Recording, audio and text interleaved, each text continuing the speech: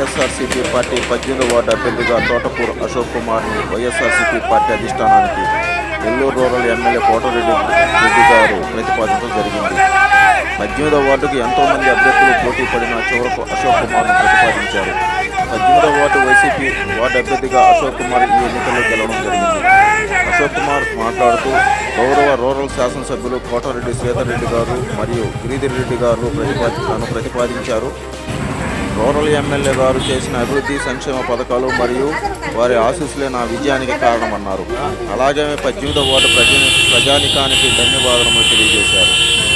అభిమానులతో 18వ వార్డులో సందడి వాతావరణం నెలకొంది. అభిమానులు బైక్ ర్యాలీలో పాల్గొని అభినందనలు తెలియజేశారు. ఈ కార్యక్రమంలో కోటమిరెడ్డి సునీల్ రెడ్డి, పఠాన్ బాబు, నారపరెడ్డి, దారా వంశీ, జనాక శ్రీనివాసరెడ్డి, రియాజ్ బాషా, కరిముల్లా, చాన్ బాషా, గౌష్, అమీర్, ఖాదర్ తదితరులు పాల్గొన్నారు. అలాగే రూరల్ కార్యాలయం ఇన్ఛార్జి కోటరెడ్డి గిరిధర్ రెడ్డి గారికి ప్రత్యేకంగా శిరస్సు వచ్చి మాట్లాడుతున్నాం చేసుకుంటున్నాం.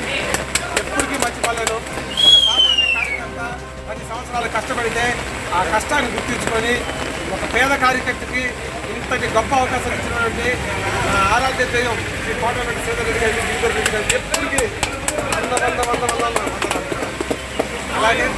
అలాగే నా వెనకనే ఉండి వెన్ను తట్టి మీకెందుకు నేను ఉన్నానని చెప్పిన మా పెద్దలు, అదేవిధంగా వైఎస్ఆర్ పార్టీ సీనియర్ నాయకులు, కార్యకర్తలు అందరికీ కూడా పేరు పేరున హృదయపూర్వక నమస్కారాలు తెలుసు.